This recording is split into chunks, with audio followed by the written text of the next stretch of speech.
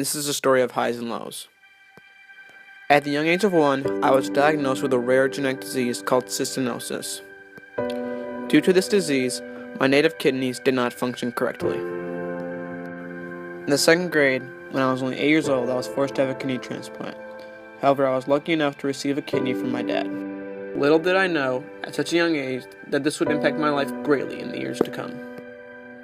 I grew up in a hockey family, and it was all I knew during my days of youth. However, due to the transplant, I was forced to quit hockey when checking was introduced to the game. This is when I found hunting.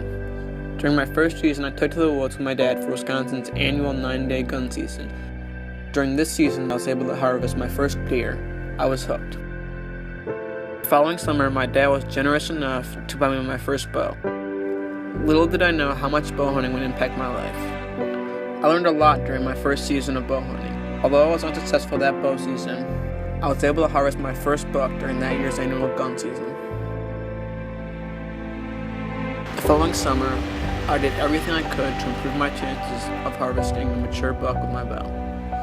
I began helping out around the farm, planting food plots, cutting shooting lanes, and setting up trail cameras. Later that summer, I went back to pull the cards from the trail cameras in order to see what mature deer were living on the farm that year.